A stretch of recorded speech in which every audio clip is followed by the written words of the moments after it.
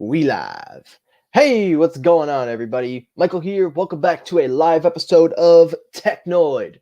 Alrighty, now first things first, before I start it up, I just want to say to everybody tuning in live, I want to thank you for tuning in. I really appreciate you all taking your time out to watch a live episode of Technoid. So to those of you that are joining me now, thank you for taking the time. I really do appreciate it. Also want to shout out new subscribers just subscribing, old subscribers. Want to give you guys a very special shout out. Thank you for the journey. Thank you for tuning in as always. I really appreciate each and every one of you. So now with all that out of the way, let's discuss today's episode. So today's episode, of course, is a live stream. I am going to be talking about why you do not need to spend over $1,000 on a smartphone. I will, of course, be getting some help from the SMT, Sneed Mobile Tech. He will be in shortly. I had a little last minute delay, so he will be joining us shortly. Now, before we start, let me run down how this is going to work. We're going to be looking at this in a consumer's perspective, in a tech's perspective. We're going to look at the Qualcomm chips, and most of all, we're going to be taking a look at this in an overview, how this has positioned the market. Now, before we start, let's take a look at the live chat. Let's see who we got. Nintendo 504, welcome to the live. Glad you could make it. Raf, my man Raf is in the house. He's got the hammer. He's knocking it down. Thank you for tuning in, Raf. Thank you for being here. I appreciate it as always. And thank you, Raf. You don't have to worry about any super chats. It's okay. It's no worries about that. Godzilla Mania, welcome into the live.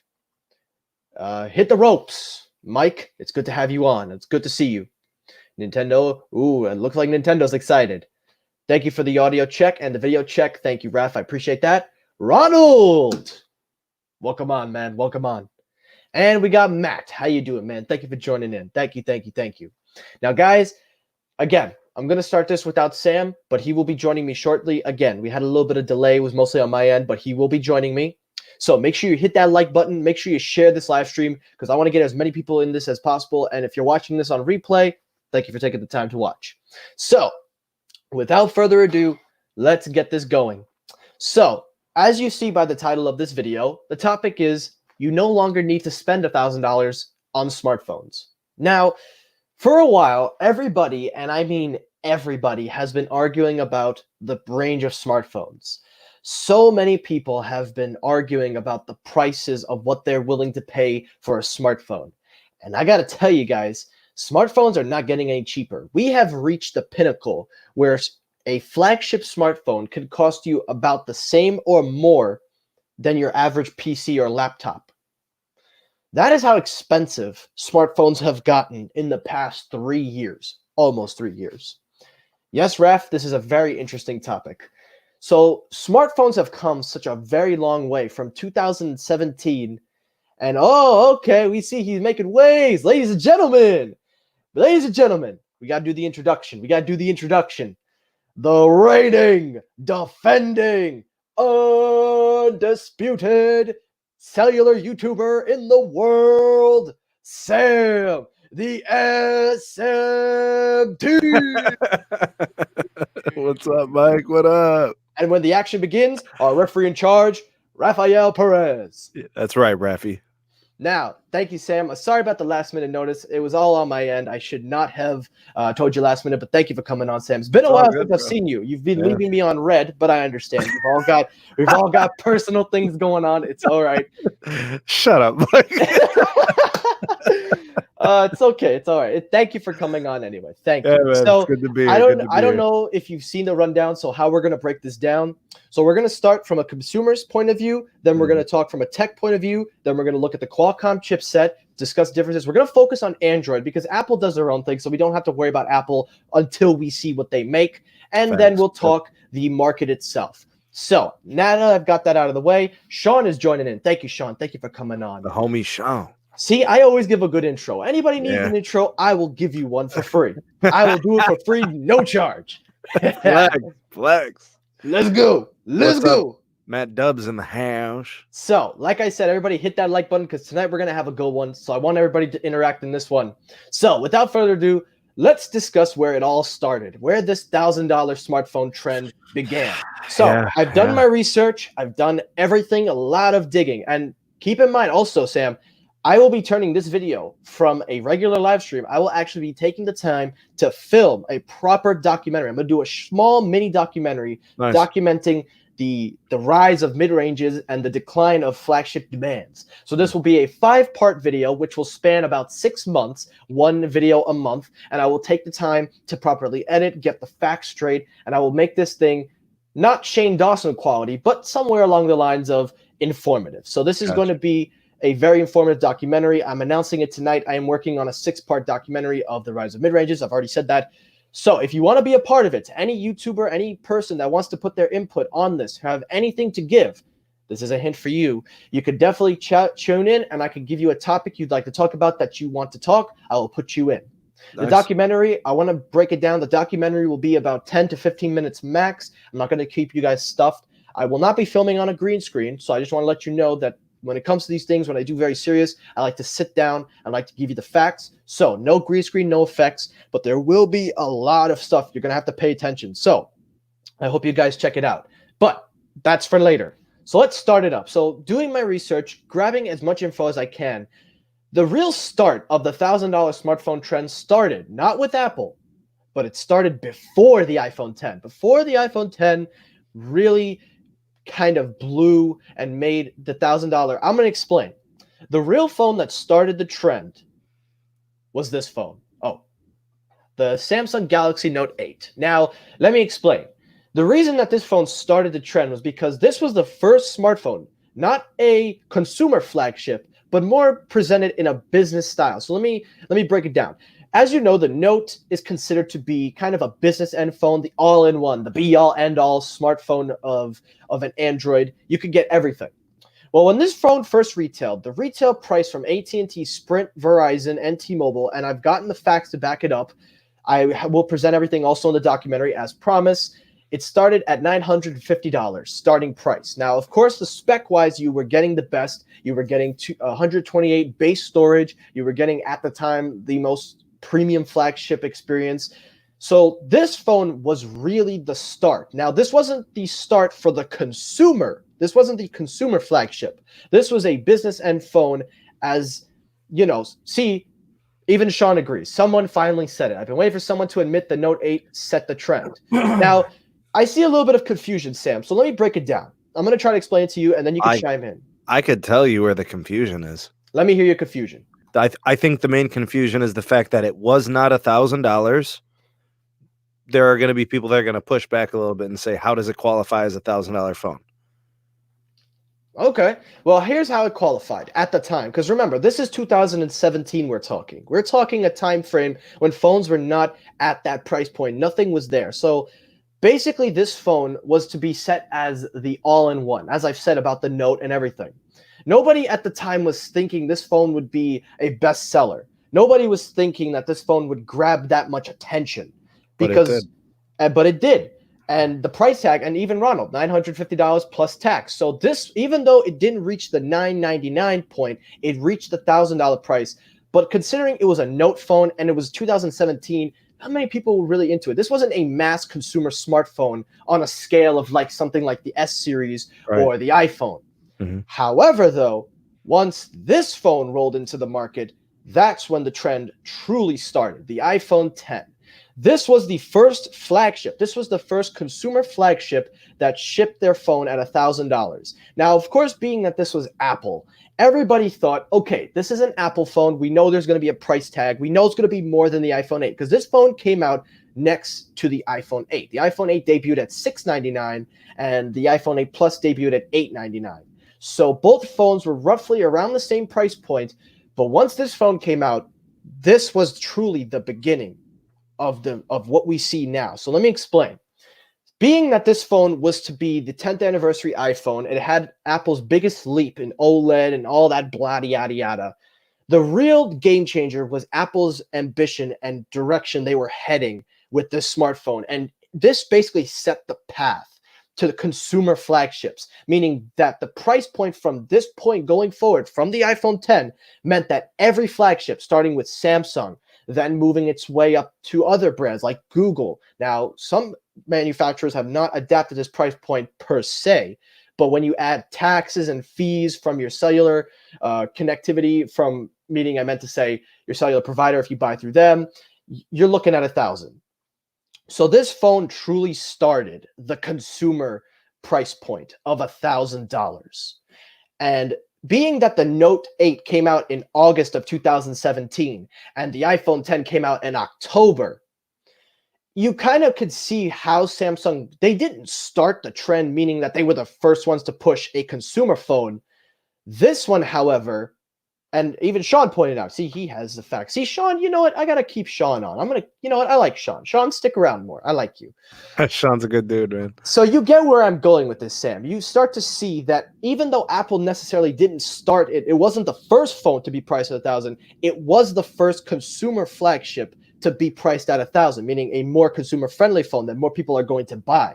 You get where I'm going? You get my flow? Yes, sir. I do. So, as you can imagine, so many people were upset at this. A lot of people did not like this trend, but nobody could stop it. Nobody could not stop this trend. Once Apple did this, and while Samsung, give it a break. Yes, you know what, Sean? You're getting a wrench. I will give you later. I'll give you admin permission after this live stream. The next time I will do it for you, I promise. But being that nobody could stop this trend, that this is truly a thing that only Apple could do. Apple, whatever Apple does, everybody follows. Now, like I said, Samsung did start it, but they didn't push it. Apple was really the one that pushed this. And you can see that in the reflection, because when 2018 rolled out, that was truly where you started to see the Note the Note 9 priced at $999. The S9 started at $899. Not too shy of 1,000, but it was in that price range. The smartphones were going up and up. The Plus, the S9 Plus came in at $899. S9 Plus, thank you for correcting me. Then you start to see the iPhones keep their consistent price point while giving you minimal upgrades, but still retaining the $999 price point, but then adding the Max and giving it $1,099. Now we've reached 2020, almost 3 years later, and flagship smartphones have now reached an all-time high. I don't think there's ever been a time where I would have thought that you'd be paying what would amount to pretty much a laptop or a PC desktop specced out. Because if you look at something like HP, Lenovo, or Dell, or any of their high-end laptops, if you spec them out, they're almost as close as what you'd be paying for smartphones. That's unbelievable. I don't know what you've got to say. I've done enough talking, so I want to hear you. Well, if we're going to be talking about consumer-grade electronics products, my desktop setup that I have here, the microphone with all the accessories, the boom arm, everything, that's about $140. My PC, which is a 2018 i7 processor, I think it's 2.5 terabytes of storage. I mean, it's a spec'd out computer. I have 2 monitors in front of me. Mm-hmm. All of this costed me $600. Wow. I have a webcam. I've got, a Bluetooth speaker that connects wired. I've got a printer. I mean, that kicks it up to about $700-800. So I'm still under the current flagship, and I've got an entire desk set up. I mean, I've accessorized. I've got, additional stuff like the headphones, the tripod, the chair. I got on sale for $100. I'm still under 1,000. I literally did my whole entire desk, and I think the actual desk itself was, I don't know, like $150 or $200. So I essentially spent $1,000 for an entire studio grade equipment setup, desk, all the stuff I do for work, things like that. I mean, but if you think about it, Michael, let me tell you why $1,000 for a true flagship is actually realistic. I'm going to tell you why. This is the Note 10 Plus. This can be turned into a computer. And I'm not talking about like it's a minute. I mean, it is a miniature computer. Any smartphone is a miniature computer. It has a GPU, it has a CPU, it's got everything, right? Mm-hmm. And they shrunk it down into something that fits in your pocket, right? And it makes calls, and all of that good stuff. The amount of technology that's actually inside of a 2020 flagship is actually astonishing. 12 gigs of RAM in this I have 16 gigs of RAM in my desktop. So it's almost to par with my desktop. It's 256 gigs of storage. It's got a touch sensitive pen with all these different features, Bluetooth, takes photos, does all this editing. I mean, there's a ton of technology in here. The camera sensors, there's 3 of them on the back. The in display fingerprint scanner. The selfie cam kind of built into the display. I mean, there is a lot of technology in these things, but I think what happened is the current flagship price for a smartphone priced some people out when it went over 600-700. For anybody who said 700-800 was too much for a phone then, they're still not buying $1,000 phones now. They got priced out a long time ago. So they're the ones that are getting the mid-rangers and they're satisfied. Or they're buying the previous year model's flagship, which is what I always advise to do. You can get a trade-in and all that makes it a little bit easier to stomach. If you trade in like last year's, but that's really only designed for people that upgrade every year. Yes, you're If right. you think about it, like they're going to come out with the Note 20, we'll assume, right, this fall.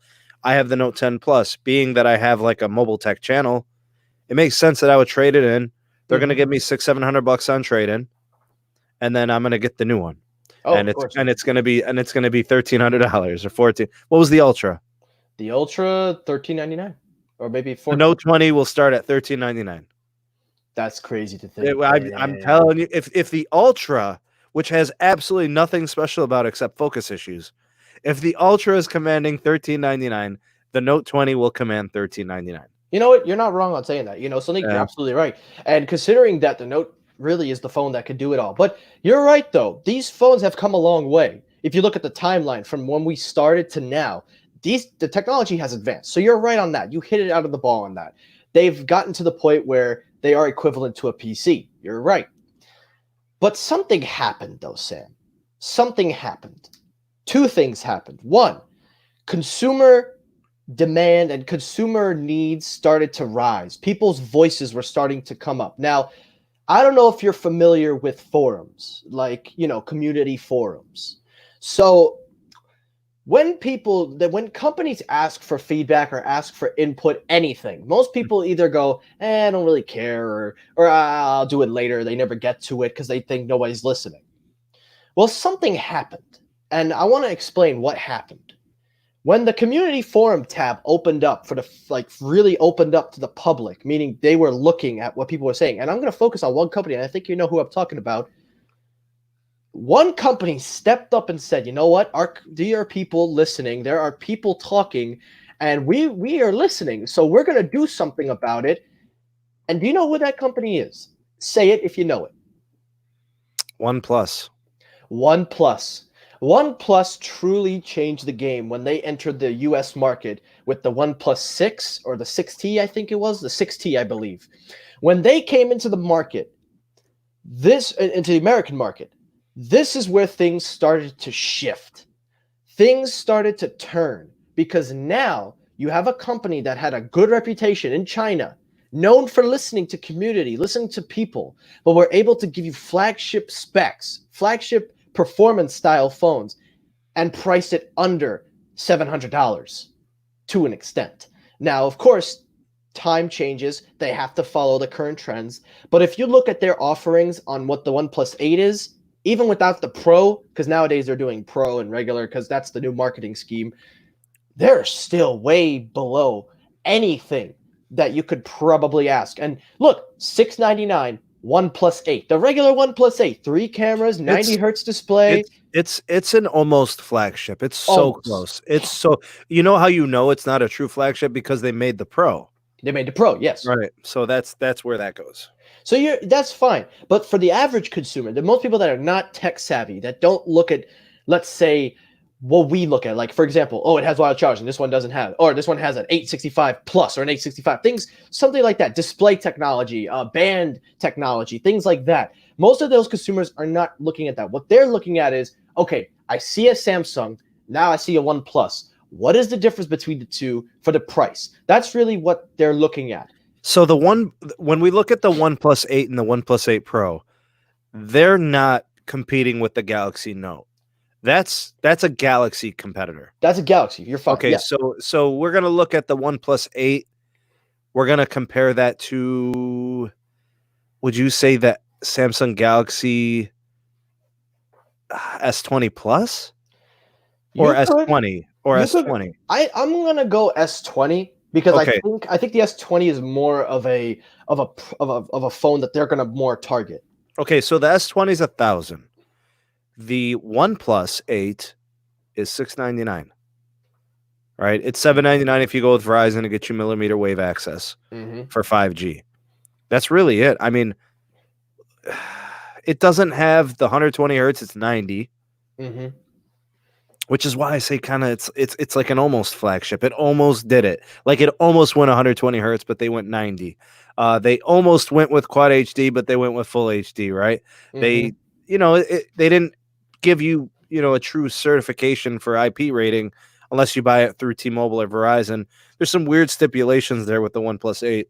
Yes, I It is agree. it is as close to flagship without being flagship as you can get. It's Okay. it's like it's at the line and it's like tap dancing in front of the line. Okay, that's you know It's what? so That's fair. close, bro. That's fair. That is actually very fair. I think the Pro is more flagship than the Right. OnePlus 8. I say the Pro is 100% flagship. Okay, that we 100, agree on that. Okay, we're 100%. good on that. But regardless, the community tab forum opened up, and this is what started. Now, most companies, what they've been doing now is to justify the $1,000 price tag is to give you the absolute best in a smartphone. Right. So, for example, Samsung gave you a triple camera plus their quad. They gave you 120 hertz plus they've given you more cameras, everything. So it's not like they're not listening, but the problem is that by the time you've spec'd it out, it was going way beyond the budget. So most people are sitting back and going, okay, you know what? I don't know if I could really afford this. I don't even know if I want a new smartphone. Most people have been going in the route, like you said, of getting the last year's flagship. But something else did happen. And this is what we're going to talk about for the next duration. In 2019, I'm going to say, there was a rise in companies in China like Oppo, Vivo, and Xiaomi, most notably for one particular area of the market that most people had kind of thought is not that great, but they never slept on it. And you hinted at it in the beginning of the video, the mid-range market. Mm-hmm. Now, at the start of the mid-range market, if you were to go to something like, let's say, a T-Mobile store and you see T-Mobile's mid-range smartphones, you look at that glance, you'll be like, I'd rather take the flagship because it just looks better, does better. That was the status of mid-ranges a few years ago. Let's flash forward to 2019, late 2019 into 2020. The Samsung A series came out, the A50, the A70. Started making waves because they were able to pack in so many things while compromising in areas, but giving you like you said, flagship, like tippy-toeing on flagship territory, where most companies would give you LCD displays, they gave you an OLED display, not quad HD or maybe FHD. I don't know the specs because these phones are a year old, but still. Well, think about that for a second, Mike. What's the most important interactive part of a smartphone? The display. Yeah, so you give it a killer display, and then maybe you take the little shortcuts on the other sides of the device, You're right. And here, I'm going to show you now. Now we've reached the mid-range part. For a while, the OnePlus 7T Pro was considered a mid-range at $650. But here's the Samsung A series. The A70 retailed for $300 estimate. 6.7-inch display, giving you a nice hole-punch design. We'll break down the specs, but I just want you to focus on the price point for a second, everybody. This is the newest A series, the A51. $399, right? 280, it says 280 plus, but 399, yes. And take a look at this. Now, if you were to look at this smartphone, you can't really see it, but there you go. You look at this compared to what mid-ranges were before, and you look at the flagship of today. Now, to the average consumer, they're going to say it looks identical. They're not going to know the difference unless they truly know what they're talking about. But what really put the mid-range on notice, what put them on the map, was just how much they were able to give you in terms of value, performance, giving you so much. and being able to give it to you at a price point that most people were comfortable to pay. So this leads into what we're going to discuss. And I asked the question, I want people in the live chat to comment, and I really want to interact with people in the live chat. Answer your thoughts, in your opinion. How did the mid-range phones go from being an contender to a bigger contender to most people's money? Not just on price, but what do you think, in your opinion, put them on the map? Now, I'll say what I think, but I want to hear what Sam has to say, and I'm going to run through the live chat, see who I missed. So you go ahead while I run through. Adam Cole, baby. I think What's up, John? so when you look at the price situation, at $1,000 or more, most people cannot afford to upgrade annually. Now, if you go in at a mid-range price, you can afford to upgrade annually in most cases. Most people, if you're spending around $400 or $500 for a mid-range, you could upgrade for the new version each year. It's not really going to hurt. The phone's still probably worth a couple $100 when you're done. You could trade it in, get a credit, or sell it, right? Get yourself in the new version of it the following year and get its successor. I think there's something to be said about the upgrade cycle and how the price of flagships has changed the upgrade cycle. And mid-rangers, like you said, have gotten good enough to where people don't feel compelled to actually have to upgrade each year. They're actually good enough to sustain 2 years, maybe 3 years if you get the right mid-ranger. Like a Moto G, it could probably last you 3 years because it runs a really nice software. A OnePlus 100% could last you 3, I would argue possibly 4 years if you go and get yourself the custom ROMs and you get the community support with that. I look at the Pixel mid-range. I look at the 3A and the 3A XL. That's a phone that launched last spring. Not, so it's a year old now. I would not feel compelled to upgrade from it if I liked it. Probably until 2021, I'd start thinking about it. Right? I mean, because I'm going to get software support. I'm going to get security patches. Google's sending me updates. The OLED display, full HD. It's running a 6 series chip, but it's on the higher end. It's like a 670 chip. Rumor has that the 4A is going to be a 730. $399 price point. Just want to point that out. But they're not going to do an XL, which is foolish. They won't do an XL. No, they won't do. Yeah, so I think about there's a certain class of mid-ranges that you could trust. The Samsungs I trust in the mid-range. The OnePlus is kind of that premium mid-range, the regular 8. Premium mid-range, yes. Premium mid-range. Because once you get to the Pro, I'm calling flagship all day. Yeah. The Google phone's got a mid-range. And actually, if you go back 1 year, so let's say the Google Pixel 3 or the Google Pixel 3 XL, which is this is what I actually promote and recommend. Go back 1 year. Get yourself the flagship from 1 year ago. Save yourself 50 to 60% of that initial front end cost, like a car. You know what I'm saying? Like a car, you could buy a Benz for $100,000. Or you could buy a Benz that somebody just turned in after a year. They put 10,000 miles on it. It's now only worth 50 stacks. And it's still like a new car. That's how I look at the year-old flagships, Michael. Like, seriously, think about it. Your note and my note, we have the same note. That thing was, what, $1,200 when it was new? Okay, $1,200. I couldn't sell it when it was 5 months old for $500.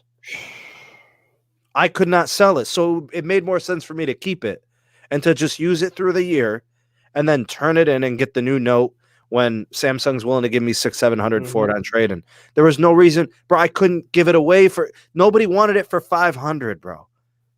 So look at the value that flagships lose. Depreciation is the word. Depreciation. Yeah, they lose. It's a horrible investment. You can't look at it as such. But like I said, if you're willing to kind of get rid of that front end cost by buying last year's flagship, bro, last year's flagship is 10 times the phone of this year's mid-range. You're Like true. You're like not wrong. like the S8 has a better camera performance than any mid-range that'll come out this year. And the processor in a Samsung Galaxy S8, that's probably what 835. Yeah, I'm gonna say 835. A Qualcomm 835 chip is 5 times better than a 6 series chip this year, and 3 times better than a 7 series chip from this year. It's still an 835.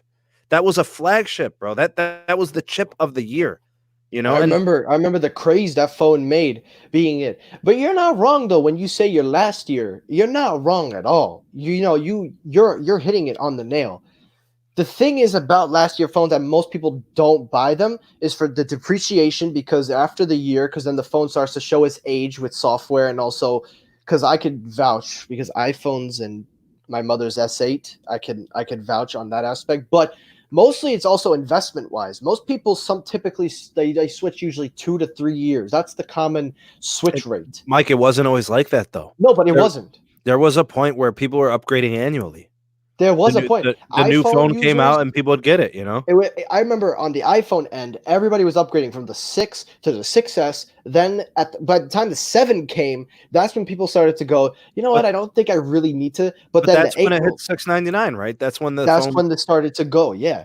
And they had the trade-in program. I remember there were these programs they developed. They said you pay off half your phone, trade that in, then you start renewing a new one. It Sure. was an endless cycle. So I get it. People right before people would do it. The market though has changed since then. People just don't need to switch every year. Some people are just fine with what they have, and that's perfectly normal. Most people are cool. Hell, most people could go maybe 5 years after software support on an old, outdated Android. I'm living proof. My There are mother, some, my yeah. mother went from 2007 to 2011, I think, on a BlackBerry. 4 years, huh? And then she got this mid range Samsung J phone. I don't know if you or J have them. series. Yeah. J series. She went all the way till the S8 came out from 2011. Well, All the way. she made a huge upgrade when she went from J series to the S. Oh, absolutely. Yeah, that's night and day. So yeah, so most people can last, but the thing about mid ranges and most of these A series and any mid range, the reason why they're also a safer investment is because they don't cost as much. They don't break the bank to the point where, okay, I spent $300 in a year or two. If it goes down to $150, okay, I lost 200, but that's not a big significant drop because you only paid 300. So you got to think in the mind of somebody on a budget and also thinking in the mindset of a simple user, a very simple user. I would love to look at some prices, Mike, if you want to do a screen share. We'll do some, yes. Let's go to eBay. Let's go to Swap. Well, let's go to eBay so we can find new. Because you're probably not gonna find new on Swappa that's usually used. Give me a phone. Give me a phone. Okay. The phone that I always recommend to people right now to get you a boss phone S10? for less than $300, a Note 9. Oh, okay. I was gonna say if you said S10, I was about to say that's a good Oh bargain. no, that was my next one. An Oh. S10 Plus will you'll be under 400 for an S10 Plus. So here are the Note 9 prices. You've got it right there. Certified, refurbished with a warranty. That's an unlocked for any carrier at the very top. $314 to $349. That is cheaper than the new peasant iPhone. That's cheaper than anything Google's going to drop this year. That's cheaper than what's the other mid-ranger that's going to be big this year? The TCL is going to be $500. Yeah, don't nobody look at TCL. Pretend they never came into the market. Just say, "Oh, okay, you exist. Goodbye." Bro, look at that thing. It's less than $350. No, you're right. Listen, I was gonna buy this phone. If I'm being completely honest, I was actually about to buy this before the Note 10. I would have been fine with that. All right, now that's the Note 9. So that came out in the fall. It's going to be 2 years old this fall, right? And it still got software support. Now let's go a little bit newer. Let's go with the S10 Plus. Right? So that's last year's S series. That's exactly like 14, 15 months ago. A year old. Look at the price. Brand new unlocked $490. Almost $500. Brand new S10. This is 128. Scroll down, watch. Keep looking. $359. 30-day warranty. unlocked, probably refurbished, certified refurbished. Then you've got unlocked S10e. Oh damn, I forgot about that one. Now consider the performance of a Qualcomm Snapdragon 855 with a dual selfie camera setup, a Mm-hmm. triple camera on the back, Ooh. in-display fingerprint scanner, a 6.7-inch quad HD display.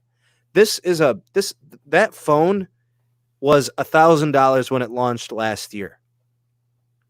You know what I'm saying? So Mm-hmm. I'm looking at it like I'm skipping a flagship unless I really feel like I like the design of a newer phone. Like there's just I don't know. I like this Google 4A, right? The pic, bro. There's those phones right there were 1,000 or better a year ago. And now they've gone down all the And way to what we yeah, see now. So right. it shows depreciation, but it also shows that those are really a good mid-range to go to. You could own those two phones for less than the cost of a flagship. You're right. You could You're right. buy an S10 Plus and Two a of them. Note 9. You could buy two of them, and it would equivalent Well, to. that's what I would do. Like I would rather own the two phones and have a production phone. That's what I would use my Note for because that's what Mm-hmm. I do. And then I would have the S10 as my driver. Yeah, okay, You that's know, like that's actually a nice game plan. yeah. I mean, instead of spending 1,000 on the Note 10, you know, Hold on one sec, Robert. It's good to have you on. He writes the $1,000 phone is better 6 months in as a $500 phone. You're right. it feels better, man. It feels Spending better. So you see, I'm agreeing with you and everything you're saying. I'm not disputing you because you're right. The last year flagships become kind of like the mid ranges in their own respective ways. yeah. But the next part of why the mid ranges, like the the budget end ones, the ones that are 300, the reason why, another reason, and this is the most recent thing, and I want you to get your chipset because I asked you to grab the band support. Asked you to do that. The second reason that why these mid ranges are starting to be put on the map, especially in the Samsung territory, is because of something that's been going on right now: 5G. Now, people are starting to buy into 5G. People are starting to look at 5G now that the merger has started to kind of make its way. Now, there are some hiccups on the road you've been reporting, which I highly advise you guys to subscribe if you have not already. But there a lot of people are looking at 5G now. Now people are taking into consideration 5G. More people are saying, I'm starting to believe that 5G is going to roll out bigger this time. Mhm. However, while we know that it's not truly there yet, some people are buying into this idea. So now people are saying, should I get the flagship and be future proof? Everybody's using that word future proof. That's Well, really what yeah. people keep going at, is they want to be future proof. However, You if you bought a Note 10 Plus 5G, you weren't future proof for anything. No, but there are a couple of phones that could kind of sort of future proof you, but probably only for a couple years. Like let's take for example any flagship that comes out this year with an 865 chip. Mm-hmm. You're future proof for about 2 years. About But to. but 5G is going to really quickly, it's going to accelerate in terms of development. Like there's going to be a lot changing this summer. There's going to be more changing in December. There's going to be more changing in the summer of next year. So if I was to start May 4th, 2020, May 4th, 2021, the 5G evolution is going to be astronomical. We're going to see a completely different standard. We're going to have standalone services. It's not going to be NSA anymore. It's going to be SA. We're not going to see, just low band and mid band and Mm-hmm. millimeter wave. We're going to have phones that can actually utilize all of them and aggregate all those connections simultaneously. So a year from now, I mean, it's going to be a totally different ballgame. So if you do buy a phone this year and you expect it to be future proof for a couple of years, really it's the S20 line. That's Tony, you're right. Because they're unlocked, they can tap into pretty much any 5G connection, standalone, Mm-hmm. non-standalone, low band, mid band, Mm-hmm. millimeter wave. Now, you see, that's the key word, being able to use the different variant types of 5G. Because if anybody doesn't know, there are three different types. You have millimeter wave, you have Mid band, mid band, and then what is it called? Sub low, 6 low or band. low band. So Now low, mid, and the millimeter. low and Sorry. the low and the mid qualify as sub 6. Okay, so that's where we classify sub 6, and then millimeter wave is what Verizon is using. And Verizon, I don't know how they manage to just they do stuff so weird. Well, they really try to distinguish themselves from everybody else. You know, when it comes to the network technologies, they want to be the ones that do special things with network tech. I do see that they have a good following where I live, but price wise, a They're lot of people expensive. They're they're expensive. premium. Yeah. But again, like you said, let's go back to that what you just said, future proofing, talking about how these chipsets can support. So you got that page ready for me, okay? So I want you to break down. So everybody, this is another reason. The chipset compared to the 865 versus the 765. Now, let me just say it right now, nothing is going to beat the 865 in terms of performance. I'm saying it right now in terms of performance. Let's take a look though at its cellular connectivity. Sam, would you do the honors? And I'll Sure. pull full screen. Okay, so what we're looking at here, and if you could just zoom in to the right side of the Uh, screen, I don't know if you can or if that's something I have to do. I Let think me you got see. to do that. I think you got Okay, to. let me see if I can do it. This is why a trackpad comes in perfectly. All right, so I'm gonna just highlight this. Hopefully, yep, that's what we needed. All right, so Okay. here's what we're gonna look at. Can you guys see that? Okay, I can see it on my end. Everybody comment down before he starts reading. I Let's could I could probably go a little bit larger. and this is the what which chipset are you This is using? the Qualcomm Snapdragon 765. Now, the Okay. reason I bring up this one is because this is going to be the supposed Qualcomm mid-range 5G chip. Hmm. So the 865 we've had already. It's been in phones since February. I have the 865 ready to pull up whenever you need, Sam. So you just Yeah. give me the word and I'll pull it up for you. So the 765 is going to be like one tier lower in terms of performance. It has the X52 modem as opposed to the X55 that's in the 865 chip.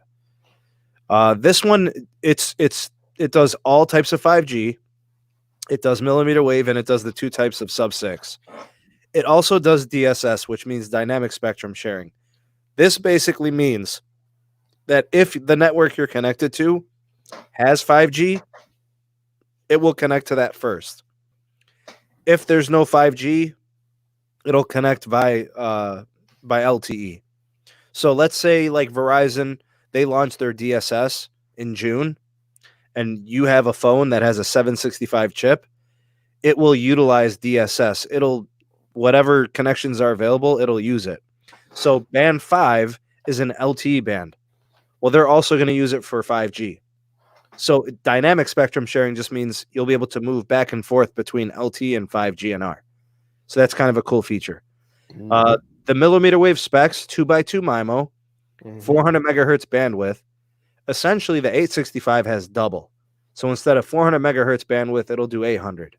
Instead of 2x2 MIMO, I think it does 4x4.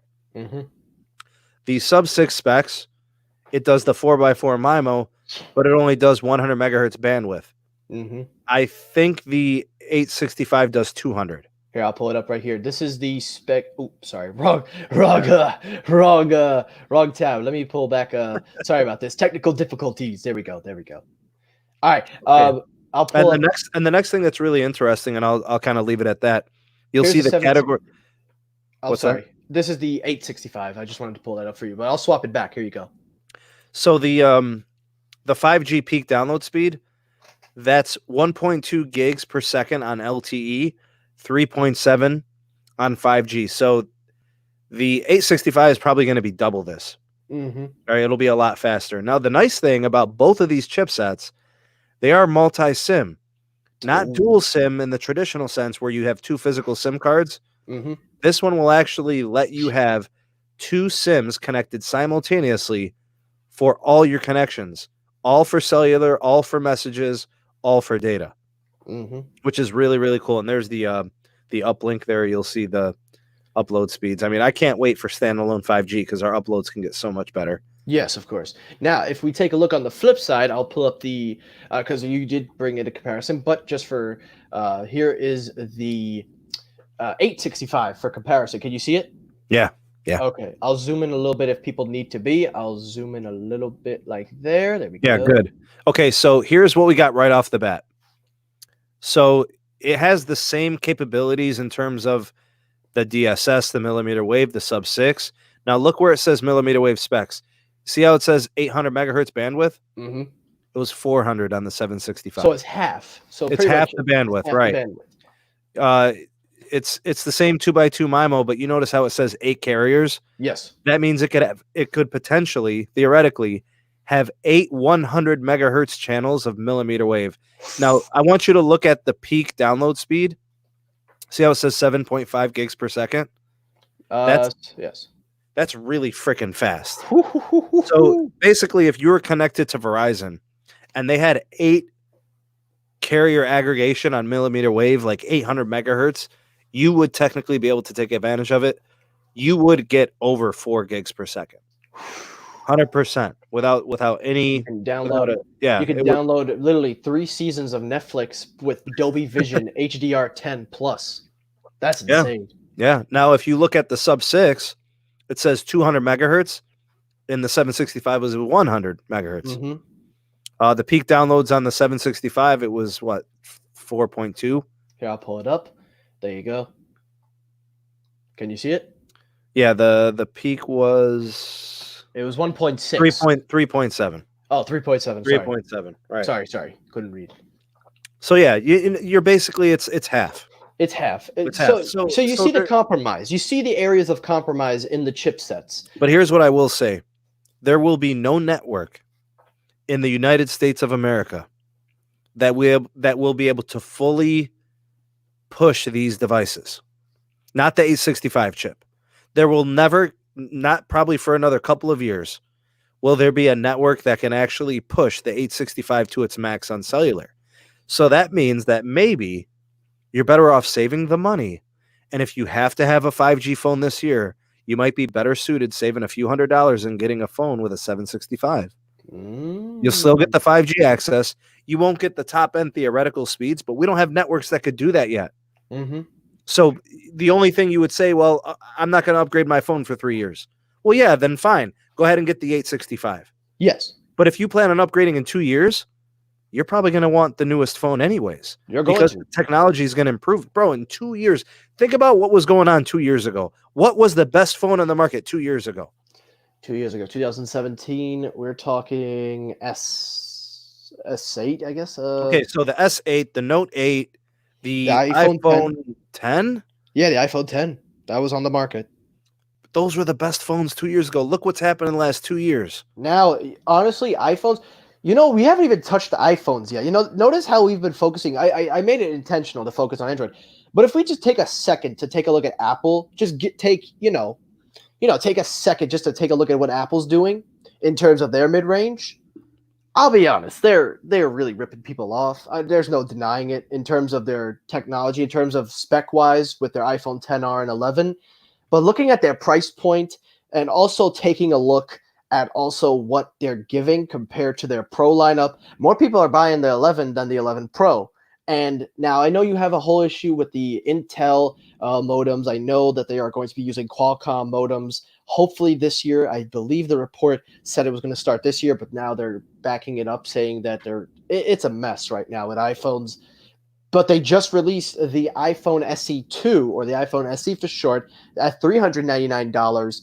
They don't focus mostly on the band technology, but I will tell you, it's not a 5G phone. You don't need to. It's nowhere in the game. Can we talk about that phone for a second? Yeah, sure. Go ahead. Yeah. Okay, so the iPhone SE. Well, I gotta ask you, would you have paid $499 for something that looked more like a 10R?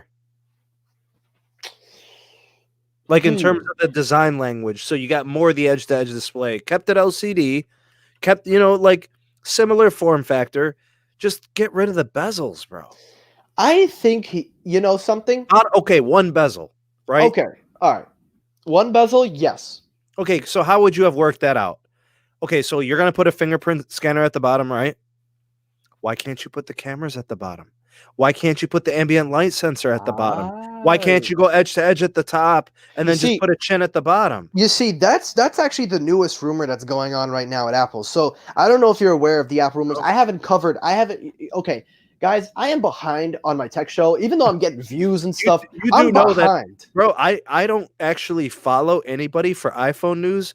I only get it when you put it in your show. Well, I'll tell you right now. I'll give you an update right now. So, according to Ming Chi Kuo, John Prosser, and a couple of other sources, Apple is actually working on a notchless iPhone. Now, this is not a flagship. This is a mid-range iPhone we're talking, around the ballpark of $500, fingerprint scanner on the side, cameras will have be underneath the top bezel. So, all I've got to say with that rumor is I need to see a little more details before I cover something like that. Now, to be fair, the news is coming from Ming Chi Kuo and John He's a from G. Min Chi Kuo is a G. He's pretty right most of the and time. he was the one that predicted that this model actually a year ago.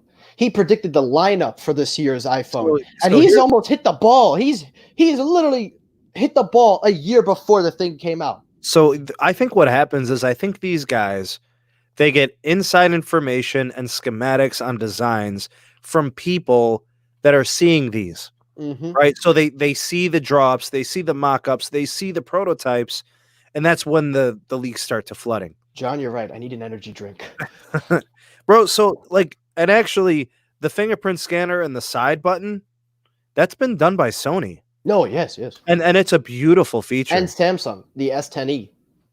The S10e did have that. That's true. It- Ah, but Sony did it first. Sony Sony did it did it first. first. Sony did it like 4 years ago. Sony did it. Yes. Actually, the weird thing is the North American models, it was disactivated. Oh yeah, I that's right. I remember those reports. It was so weird, bro. So if They're you were in bringing it back Japan, though. On the right? Xperia, they're bringing it back. If you had a Japanese model, it had the fingerprint scanner was working, but it was disactivated for whatever reason. I don't know. Uh, I like that idea. Fingerprint scanner on the side, push edge to edge display, Mm-hmm. LCD, all the things that'll keep the cost down, increase the form factor in terms of the display size.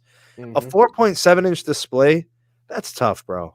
No, it is tough, and That's tough. You're going to ask it's some, tough. unless somebody is coming from a 7 or an 8, nobody's going from a 10 or a 10S or a 10S Max or an Mhm. 11. No, nobody's buying that. So- But wait 1 second. Raf, you ask and you shall receive. John, you just got the wrench. Yeah, man. The iPhone's an interesting thing. I look at the iPhone SE, and not only is it not for me, Yeah, yeah. it's it's not for anybody who is into smartphone evolution. Agreed. It's Yes. it's not it's not a step back. It's it's people hanging on, There's people right? hanging. It's for somebody coming out of a 7. It's for somebody coming out of a 6. It's for somebody coming out of an 8. And they're like, I want my home button. Anybody who's moved on with an iPhone 10, a They're 10s, on Face 10s ID. yeah, they've already moved on. Very few people are going back. A small minority might. I don't think many people are scooting backwards. Oh, I miss my Touch ID. I think people have kind of moved on. Maybe 90% or more Mm-hmm. have kind of moved on from that. I mean, you were Yeah. coming out of a 10, right? I was coming out of a 10. Yes. So you went from a 10 to a Note. And I went from Face ID back to in-display fingerprint scanner, and I gotta Yeah. say, I think I prefer the in-display fingerprint scanner. If I'm being honest, Face ID is fast, but there's something about just unlocking with your thumb, and you don't have to swipe up or anything. Just boom, boom, done. For me, Yeah. it's Now, what about with like the mask thing with the whole situation? Like for Ooh. people wearing a mask, it's like you got to like slide down the mask and then unlock your phone, man. Thankfully, they're doing something new. So remember how Samsung had iris scanning?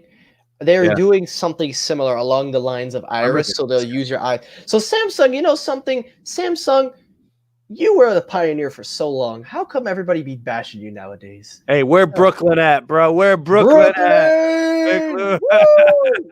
Let's go, Brooklyn. That's my hometown. I love Brooklyn. How you doing, man? It's good to have you on. So you're in Staten Island now? Okay, all I right. grew up in Brooklyn for 14 years. Bro, I had a friend that lived in Flatbush, man. Ooh, I knew Back in Flatbush like a back T. in the day. Yeah, he lived there for like 10 years. He had a business out there. I see. Yeah. So yeah, so I will go in here and kind of defend. I gotta be a little bit of an even balancer. In defense of the iPhone SE, it is you're right. It's not a phone for me and you. It's not for somebody that has a new phone. It is not for somebody that even has an iPhone 10R. It's not for Right, anybody that has a right, current. right. This phone is designed.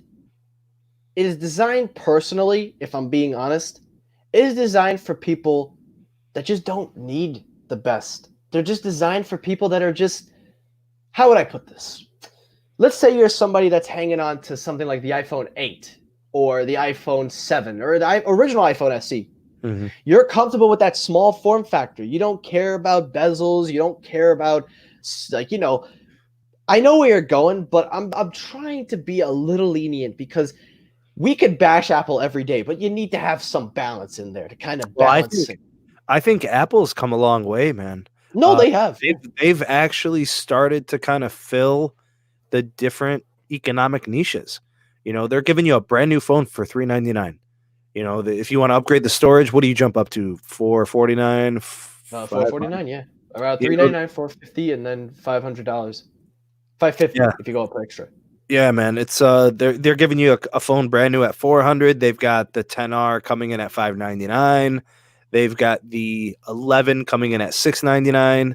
They've got the They've got price point matched up. They, yeah, they basically have the algorithm. And keep in mind, next year they're making the SE Plus. That's the one that's rumored to have the bezel-less display and will have the cameras underneath a little top piece, and it'll have the thing. That's the phone that's being rumored. I haven't reported it because I don't have enough, right. facts. But I will report it tomorrow. So right after I'm done, guys, if you want to know how seriously I take my videos, as soon as I'm done with this live stream, I'm going to film tomorrow's episode. If you can find nice, like in good shape, not overly used and beat up, taken care of used devices, you could probably get an 11 for $500. Mm-hmm. You could probably get a 10S for under $300 now. Yeah. Right. So I'm looking at the SE and I'm thinking to myself, well, I really don't want to take a step back in design. The newer iPhones have the more modern, kind of design language. Mm-hmm. If I'm looking to save money and get into a phone, I'm probably looking more at like a lightly used 10S. You're right. Or a the lightly extra used 100. 11 a lightly used 11 gets me in at $500, $450 maybe. Seriously, bro. No, oh, okay, Because yes, yeah, you're like right. because a person who paid $700 for it probably would be okay selling it for $450 or $500. You're right. You know something? I'm gonna say, like, because we got to move away from Apple, but I think John puts it perfectly. The iPhone SE is a category of its own in the iPhone world. Let's just leave it at that. That's its own little territory. That's for a certain group of individual people that I personally don't see as the mass consumers. So let's just leave it at that with the iPhone SE. Now, if we talk about the iPhone SE Plus next year, that'll be a different story because you're a little bit more closer in screen size. That's an interesting phone. So basically, that would be the 8 Plus. That would be the 8 Plus. Mm-hmm. However, we'll have to wait and see how these rumors pan out with this whole bezel-less. We'll worry about that when the time comes. But since we're approaching the hour mark, and I want to wrap this up, I want to kind of recap everything that we're talking about and kind of hit the final thoughts and kind of basically show like why $1,000 is no longer needed to you to spend. So not just on mid-ranges, not just on anything that we've talked about, but the main reason why you no longer need to spend $1,000 on a smartphone is because of one reason and one reason only. The smartphone industry, the market has evolved from 3 years ago, because 2017 was the pinnacle. I think 2017 was the year that started this trend, where people started to wake up and started. You could argue and say maybe 2016, or even people were doing it beforehand, but phones weren't at a performance peak until 2017, when things started to become more of a flip the switch, where smartphones were becoming more of a powerhouse. Once people started realizing the amount of technology that were in these things, that's when they started saying, I can start to fall back on the last year model, like you said. Or if I don't need any of this stuff, I can get a mid-range for $300. It's got 3 cameras. Yeah, it has a plastic back, but fast charging, a long battery life, sure. 765 5G. So the point of where I'm trying to get, the reason you no longer need to spend it is because there are so many better alternatives. Yeah. From any smartphone brand. Yeah. It doesn't have to be linked to Android. It could be iPhone if you preference Apple. It could be an Android, whether you preference a specific brand. But what it comes down to is that there are so many alternatives that you no longer have to sweat it anymore. You don't no longer have to worry about, oh, I'm going to feel out of date or old. Most of these phones have good software support. Most of these phones have good tech specs for its time and even future time. But most of all, the phones just do the job for what you're paying. So for me, and I'll end it at that. And then you can say what you want, and then we'll get the live chat because I want the live chat to comment your final thoughts. Why you no longer think it's good to spend $1,000 for consumers or whatever you think you want to say. But I'll say this: the last thing I'm going to say. There are so many better alternatives from not just last year but this year with mid ranges and other. The OnePlus Z. That will be the main topic of tomorrow's episode. I'm putting it out there right now. I'm telling you right now, and I'm saying it right now, mid-ranges, and last year models are the new alternatives for people. They have become the new norm for what people are willing to spend, and most of all, how long people are willing to stand with their phone. That's all I've got to say. I think what people have to do is they have to be honest with themselves. You need to make a decision what it is you are going to do with your phone. If 90% of your phone usage is YouTube and the other bit is Instagram, Facebook, WhatsApp, some texting, some iMessage, all of that type of stuff, there's nothing truly flagship required there. You get what I'm saying? So Mm-hmm. if I was a person who just needed a nice media consumption device, that means I'm looking for dual speakers, Mm-hmm. front facing, preferably, right? At least one of them facing the front, right? Mm-hmm. Dual speakers. I'm looking for a decent camera, a good camera. I'm looking for a quad HD display. I'm Mm-hmm. looking for an AMOLED panel, nice dark blacks, at night when I'm watching movies or whatever. Mm-hmm. Headphone jack, if that's whatever the case may be, whatever your features are that you're looking for, I would figure out what are my top 5 or maybe even top 10 most frequently used applications. If they don't require a flagship processor, don't buy a flagship phone, or buy last year's flagship phone so that way you're kind of sort of on the cutting edge of the newest tech. Bro, being behind 1 year in flagship specs No is not longer is not cares. bad, bro. No, you know something? It used to be a thing where people were like, "Oh, I feel so old" and Could you stuff, but highlight not could you anymore. highlight John's comment, Michael? Where? Where? Which one? The LG G8. Ooh, Okay, so ooh. so the LG G8 right now is under $300. I know. Yes. That thing, it might be a year old. Maybe. It might be less. It might be 10 months old. I don't know. Mm-hmm.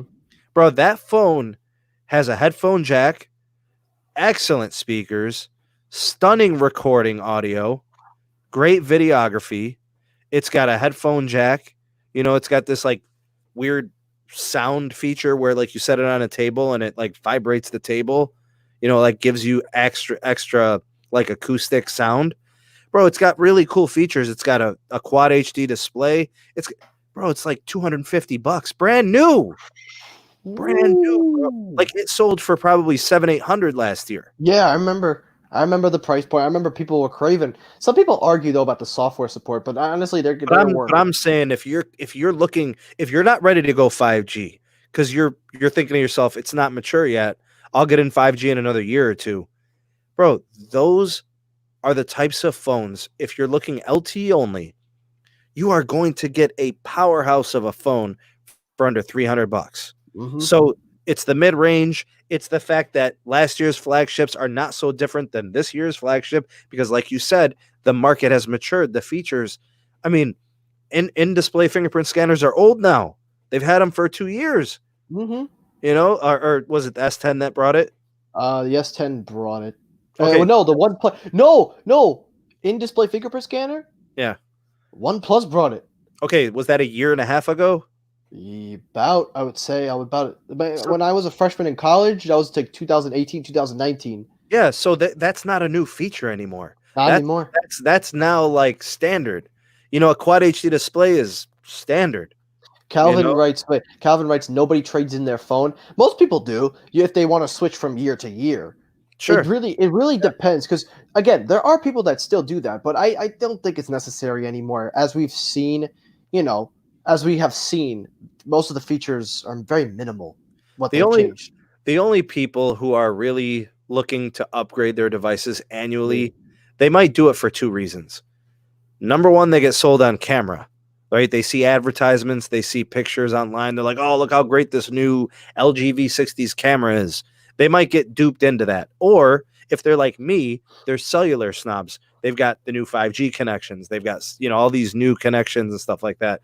So I'm always upgrading my phone because I'm constantly testing the networks. If I don't get the newest flagship processor, then I'm not getting the newest connections. So I'm almost compelled, like I always need to have at least one of the model year's flagship. Otherwise, I wouldn't have sold my Pixel. I had a 3AXL for 6 months. I remember that. Awesome phone.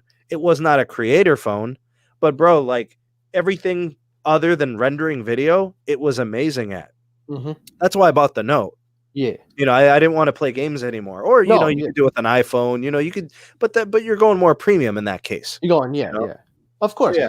So I would say for me, if I upgrade every year, it wouldn't be for any connection or it wouldn't be anything like that. I think for me, because I'm a younger person and because I live in a generation where most people use iPhones and use these things, I'm only going to say the reason I would upgrade is I need to have the latest and greatest. But that doesn't fly anymore. That no longer really feels necessary because nowadays you could just be fine with a phone that's a year or two or more old. So if I realistically needed to switch, it would only be if I wanted to try a new brand, if I wanted to try something different, or if I either just wanted to go back to iPhone. That's it. Those are like my two options. Try a new brand or go back to iPhone.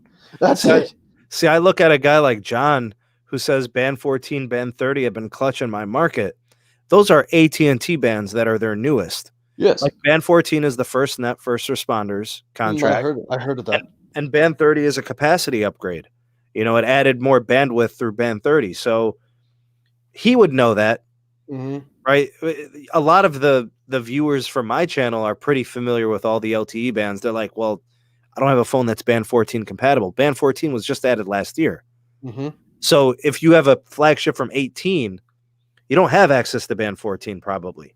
No, yeah. But that's why, when you go and you buy a phone from AT&T, it's a new flagship, you're covered, right? You just go in there, it's got all those connections for you. And Raph, I have the Note 10 Plus. I'm with Sam. And Sean, I'm glad you understand. At least I don't feel alone anymore.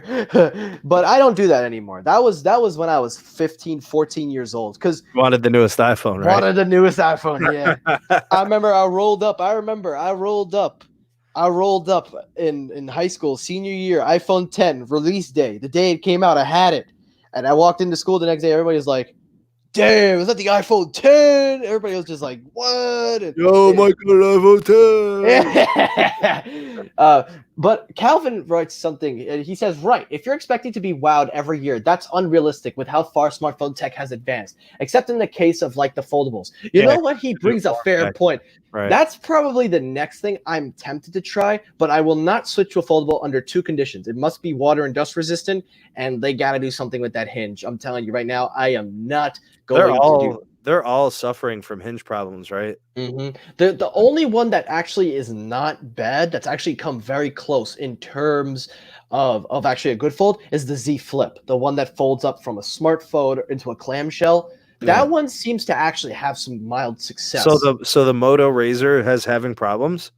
I don't know. We actually have to ask Raph. Where's Raph when we need him? Wait, hold on. John writes, a lot of older iPhone users are always complaining about slow data speeds. Yes, because Apple throttles them.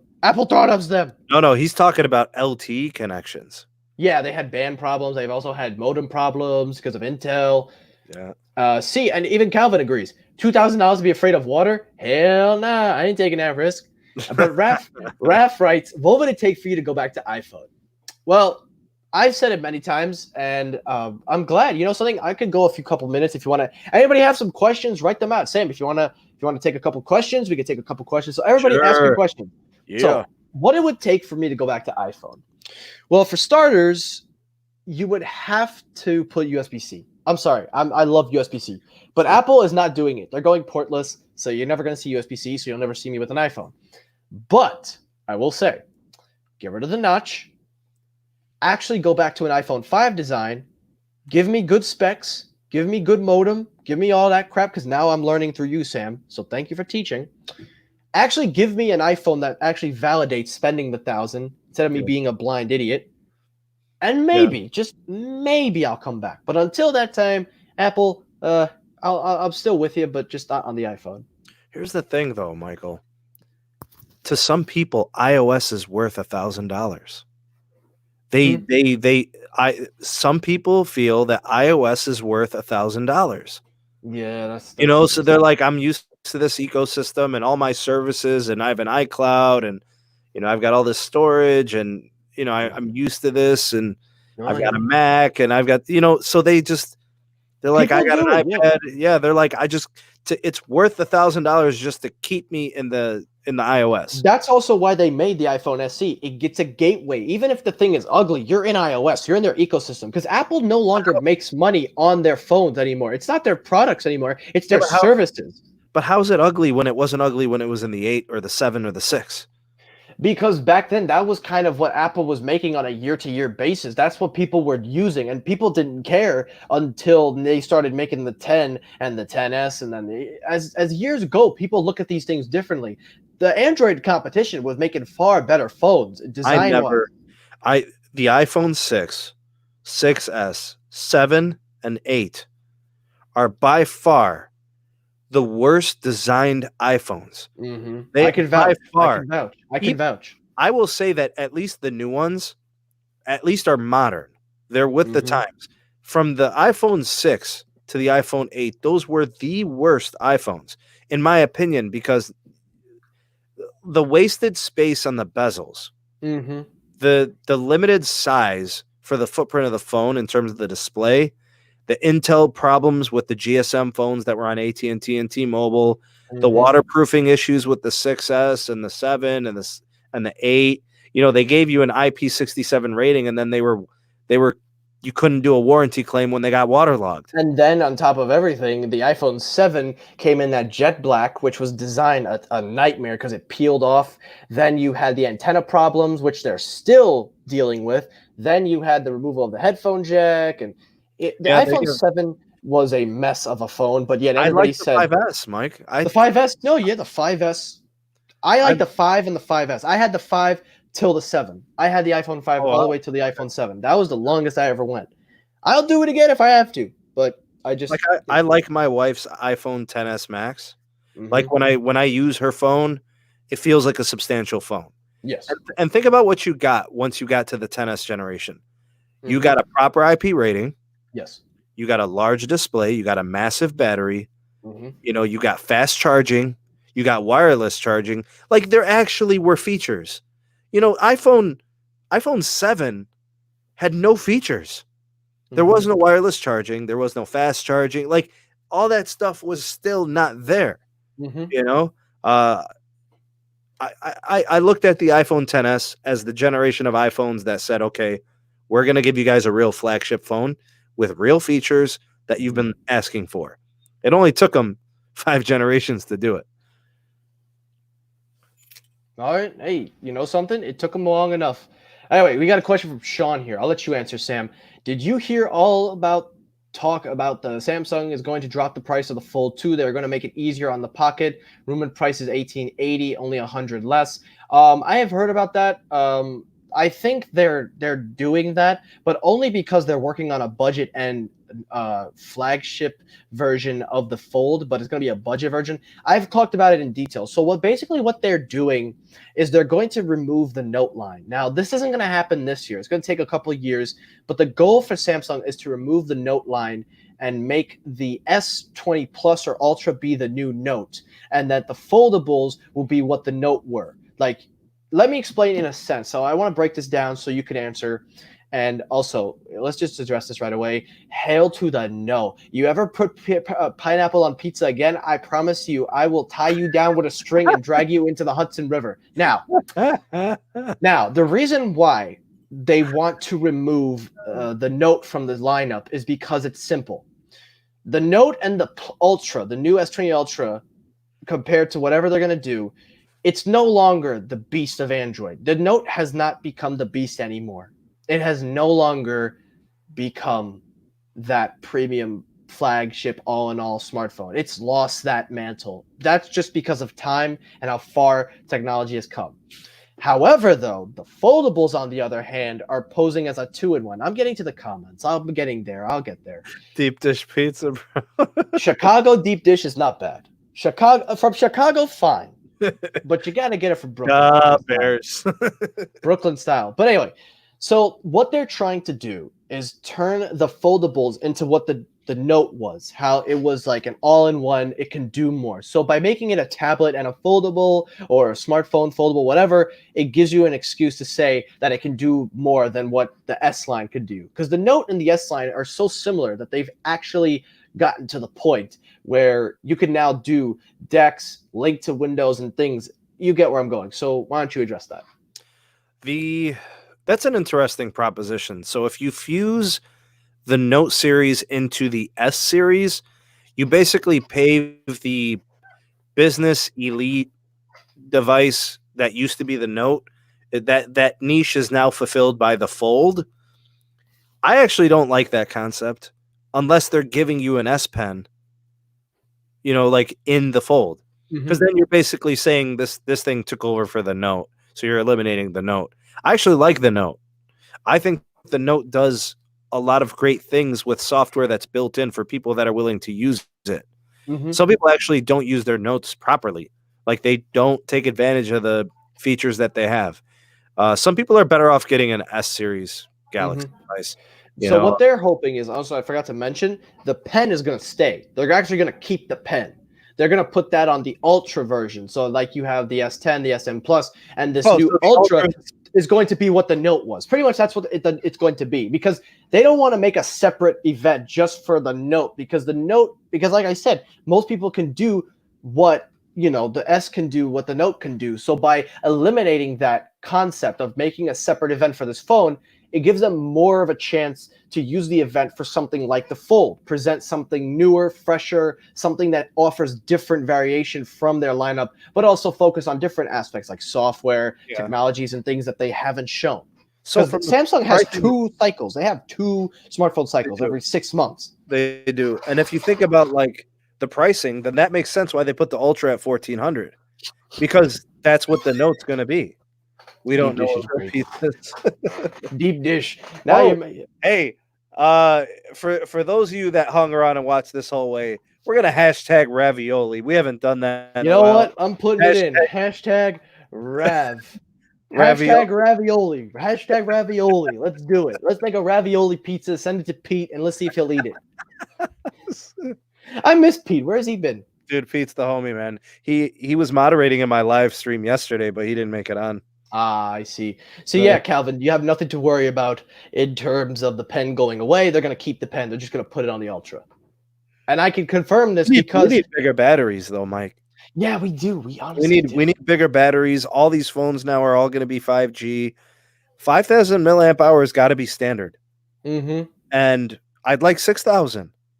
I do. I think 6,000 or graphene. They need to switch to graphene. Yes, they need to switch to graphene. Graphene changes the game completely. We need new tech, bro. Thank you, Sean, for saying the kind words. Thank you. I appreciate that. We're almost done, guys. We're almost done here. We'll take any last-minute questions, then we got to go. But yes, I think they need to switch to graphene. Graphene needs to be now. That's real. That's the real way to go. Because graphene batteries, on average, can last you. How long can they last? Like a week of charge or a few days more? So here's what my research shows me when I look up all the newest tech with graphene. It's designed to charge 10 to 15 times faster and not get as hot, which means it's not going to degrade as quickly. And I do believe that the capacity, depending on how they actually assemble the materials, it could be double the capacity in the same amount of space. So you might charge your phone 2 or 3 times a week, and you may be like taxing it. Like it's going to be like you could do 10 hours of screen on time a day and it still wouldn't kill it. You're right. And if it did, you'd be recharging in 15 to 30 minutes. Imagine 6,000 milliamp hour battery. That is insane. In 30 minutes. That's insane. That's what I'm talking about. It seems like Samsung's going to make the jump. It seems like if anybody's going to do it, I think Samsung's going to do it. I don't know if it's going to be ready this year for their. No, it's not ready. It's not. I think I'm going to predict a date. I'm gonna say late 2021, early 2022. If it's late 2021, then it's going in the Note or the next Flip model. If Event. anything, it should be the Note or the Flip Yeah. because before you put it on a Galaxy phone, let the Note kind of be like your tester. Yeah. Like how you know how they got rid of that. What's that time? I mean, could you ever see them flipping? I mean, I couldn't see them putting the Note before the Galaxy during the calendar Well, year. if the predictions are true that they're going to make the Fold more, more of the Note, I would see no reason why. But if they keep the Note around long enough, then I would say yes. But the rumor is the Note 20 is the last Note. That's the rumor, but I don't believe that. I would pay. What about TCL? Nah. But TCL's coming at a good price point, Mike. They're coming in at a good price. Yes. We were talking about like the A50, the A51, like that Mhm. class of phone that's coming in at $300, $400. He's right. TCL wants to sell a sub 6 gigahertz 5G phone for $500. Yeah, Rafi asks a good question. Would phones with graphene batteries cost a lot more? I would, something. Yeah, It gives them a reason to. It gives them a reason to jack the price up. So yeah. A OnePlus, if it used graphene tech instead of $699, it would be like $899. Look at this. Look at this deal. Shout out to anybody that needs wireless earbuds because B&H has Galaxy Bud Plus for $125. You're a fan of that, aren't you? The Galaxy. I'm a fan of AKG. Period. Doesn't matter if Samsung makes it. The audio's coming from AKG. Yeah, they're good. I'm thinking of going back to AKG now. Honestly, guys, I haven't been too. I've been very hush and respectful, but I gotta be honest with y'all. I haven't been using my Soundcore Liberty headphones, not because they're bad. It's just there's something about them. I'll make a separate video later, but the only reason I haven't kept them is because I have these bad boys that are wired, that are AKG wired headphones that have noise cancellation. They're excellent. Good bass, clear. The mic sounds really good too. Yeah, your mic sounds good. This is mic quality. I've told you this is the one I recommended for you to buy. If you want in earbuds. So I have the ones that came with the Note. Those compared to those, these things are so much better. But these are good. The only problem I have with these is just the fit. Staying in my ear is a challenge. So I think I just have to change. Yeah. Well, this thing comes with a wingtip, so you can customize these to your preference. And these are more like the Galaxy Buds. They don't push into your ear. They actually rest. So instead of going directly into your ear canal, they rest there, like earpods, except not really like earpods. Yeah. Rafi asks, how is your JBL speaker? It's been very good. So far, I've had no issues. I'm still waiting to see if anybody has any questions on those because, I'm just waiting. He goes, how are those Bud Plus? Let's see I think he's asking Calvin. But, so yeah, what were we talking about before we just got sidetracked? With graphene? The graphene TCL, yeah. So yeah, TCL, something, as much trash as I talk about their smartphones, TCL makes some good TVs. I have the Series 6. It's an LED, LCD combined TV. It's no OLED. It's no QLED. But I'll tell you right now, those blacks are deep. That Dolby Vision is nice. And honestly, for playing games on a 55-inch, that's enough for me, man. Hey, nothing better than the LG QLED, bro. OLEDs. That's true. That's what LG QLEDs, those are the way to go. But you know what it is? They're a little even the nano cells are good. But yeah, if you're gonna do a large TV like screw that guy. Screw Painfully Honest Tech. And I'm not being disrespectful. I respect the man, but yeah, same here. Nah, just don't ever mention him again. We all technoid up in here. Nah, it's okay. If you mention another YouTuber like MKBHD, I'm cool with that. I'm cool with if you mention anybody. Yeah, it's all good. But on a real note, though, I will say this. I got a hater now, right? Who? Ooh. I don't know, bro. There's a dude, bro. He's hating on me, man. I got 2 haters, and I blocked their ass a long time ago. But I'm about to unblock them. I'm about to unblock them and let's see how long they keep up with their crap. I know one of them. I think that this guy has one account. He's got 2 accounts. One guy, 2 accounts. Subscribe to me on the one account to follow me with the second one. Yeah. And he messages everybody. He's like, this guy's a fraud. This guy doesn't know anything. Unsub, reporting him. You should be banned. I'm like, bruh. I know. Following me. Bro, I got a hater, and I think he's got 5 accounts or 4. Because I get the same 4 or 5 thumbs down on all my. Don't give him that clout. Don't give him that clout. That's right. Don't give him it. I banned him, and then I unbanned him. I'm going to tell you why. I unbanned him because he needs me.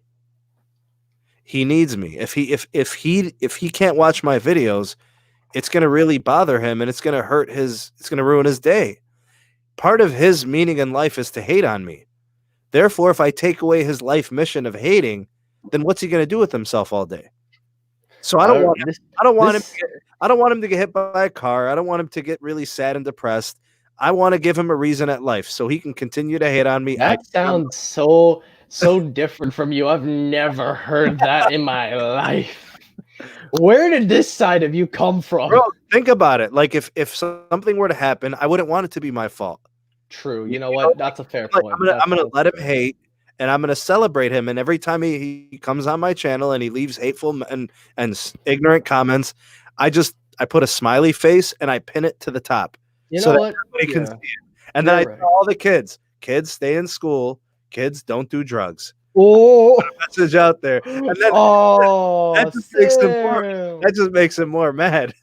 You know something? I'm about to unblock those people. You know what I'm gonna do? I'm gonna follow you in this. So to these guys, whoever they are, I don't even know how you unblock people on this thing. I don't even know.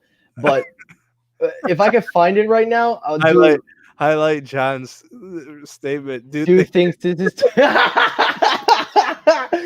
Oh, I love Brooklyn's comment. He neglected to know. Let's go. Let's go. He has no street cards. We bashing this man tonight. But no, you're right. You know what? Listen. Hey, listen. I want to show you guys something. If you guys, if you got, right. I'm gonna need to do a screen share. But let me go ahead. Go ahead. Do a screen share. You know what? Let's have a little fun with this because I gotta start Ramadan tomorrow. But you know what? I'm not going to bed anytime soon. All right. So I need to look up whatever privacy settings. Let's do it. Okay, so if you go, I'm gonna go to the American Eagle, and I need to get to t-shirts. Let's go here. Tops. We lost it. I swear. Thank you to everybody that's watching this live stream right now. Thank you guys for taking the time out to do this. This is a really good stream. This was actually a good turnout. Thank you guys. I wonder if it's considered a graphic tee or a regular t-shirt. I don't know. What are you talking about? I'm trying to. So what the dude was saying about me is he was talking about how he had some really expensive clothes on, right? And my subscribers, my viewers, the SMT Nation, what they did was they went and looked up his shirt and they found it online. He said in his video that his shirt was a $90 shirt. We found the same shirt online, the actual shirt, and it was $7.98. Oh, Jesus. And I'm going to find, here it is. It's right here. Yep, it is $7.98. So if you could be so kind, we're going to share the shirt. Yes, let's share this shirt. Screen share. Okay. You're not going to get demonetized or anything. I don't care. I'm not monetizing this. I don't monetize my lives. All right. So he said that his shirt that he was wearing was an $80 shirt. Here's the shirt, bro. I don't know if you can see the cost on that. Let me see. Hold on. It's right, you know where it says AE short sleeve graphic t-shirt? Yes. Yeah, it's $7.98. Oh my God. So he was bragging about how his clothes that he was wearing that moment was worth more than my entire wardrobe. And he was talking about how his pants, which are from H&M, they were $90. His shirt was $80. Bro, this shirt is $8. I think he just read the tags wrong. They're $8, not $80. So that means his jeans were probably $9, not $90. But yeah, he's a hater. Oh, of course, yeah. But you know it's what? Okay. And he got mad because I said, I'm gonna pin your comment to the top so everybody can read it. And this is gonna be just a helpful tip to all the kids out there to stay in school and don't do drugs. Stop it. Get some help. You know what? You have influenced me, so I'll tell you what. Here's what I'm going to do. This is who I have blocked. These are bots. These 3 you see here are bots. But these are the 2 people. I want you to remember this. Wait, you got that guy called too? I blocked all the bots. Hey, I'm blocking bots left and right. I don't want none of that fake crap. Sam Richards, he's a hater, bro. Yeah, so you know what? we're gonna unblock and unblock that other guy. That's his second account. So to the two geniuses that comment before, you're welcome back on the channel. You're welcome back on the channel. Hey, listen, SMT Nation, stand up. If you're watching Mike's videos and you see these haters coming out of the woodworks, hit them with the heat, bro. Yeah, give him the Randy Orton pose. Let's go. Let's go. But he said add Tom Tom. Oh, leave Tom Tom alone. He's a good guy. I like Tom Tom. Tom Tom was tripping the other night, bro. Yeah, I know. He was tripping. Well, we love me some Tom Tom sometimes. All right. With that said, we have reached the hour and 30 mark. It is getting late. I gotta wake up tomorrow at 3:50. I don't know if you're waking up early tomorrow, but I got Ramadan. You've got Ramadan, I think. Do you have Ramadan? So we gotta go. So guys, this was probably one of the best live streams I could have ever asked for, and I want to say thank you to everybody that tuned in on this live stream. I want to thank you, Sam. This was an excellent live stream. I wouldn't have done it with anybody else, so I really appreciate you coming on here. And to everybody that joined, from Raph to John to Sean to Calvin to Jordan, Brooklyn, anybody that I missed. Big Lou's the homie, bro. Big Lou is the homie. Big Lou, I want to thank you guys. And to Raph, I want to thank you for being the first one here. Nintendo, I want to thank everybody that was watching this. Bro, good people. Thank you all. Yeah. Matthew, thank you for coming on. So guys, again, I'm going to end it here, but the fun doesn't stop because tomorrow's episode of Technoid will be about the OnePlus Z. You are not going to want to miss that. So everybody, have a safe night. Take care, everyone. You all stay safe out there. From me and the SMT, Calvin, don't worry. If you want to watch this on replay, this will be available tomorrow on replay. We were talking about $1,000 smartphones. I wish I could give you a condensed version, but we talk so much detail, but it will be available on replay. You can check it out. But again, thank you guys so much. And yes, John, you're right. We do need more live streams. I will make sure they happen. So thank you, everybody. Let's bring John on the next live stream if he wants to come on. You know what? Good Why dude. not? John, invitation open. Hit me up on Twitter. Yeah, hit me up on the Twitter. Yeah. You send in my info. You would like to come on? Anybody here that wants to come on, I have an open platform. I want to be honest with you guys. Before we end it, I got to just say this. No matter how big or how small I am as a YouTuber, as a person, I don't care about numbers. The one thing that I truly believe in, and I've been a stand by this, because people nowadays are super selfish. I believe in collaboration. I believe in working with people. It doesn't matter how famous you are. It doesn't matter how, it doesn't matter who you are. We all start somewhere. But the thing is that if we're able to branch off and do our own thing without being able to rely on other people, but if we're able to work with others and help each other, I always believe good things come out of working together. Now, Sure. Somebody's going to twist that with something like Mussolini or Hitler or something like that. But regardless, when you work with people, you work together, you create content, you give to the fans. And I have tried for years. I'm not going to deny it. I have tried for years trying to get so many people to come on my show. Sam has been gracious to do it. And since then, you guys have seen. So most of my success has come from Sam, and I always thank him for it. But I try to give back. So you know what? I want to do something real fast. So what I'm going to be doing in my videos is I'm going to do something called a shout out. Basically, I'm going to highlight YouTubers that are working hard right now, that have really been working really hard and making their content, doing the best. And I want to give back to these people. I'm going to be doing this for a while because of what Sam has done for me. I'm going to do. So my first shout out is going to this good guy, this man here. His name is Alpha Rahman. He is a cool YouTuber, guys. And I'm telling you right now, to all of you, the 10 people that are watching before, go check this man out. He is a fun YouTuber. This man, when he makes a video, instead of it being boring, his character, his personality it shines through. So I'm asking you guys, as for me, for Sam, if you want to, check out Alpha Rahman's videos. Check him out. Give him a subscription and let him know that Technoid sent you.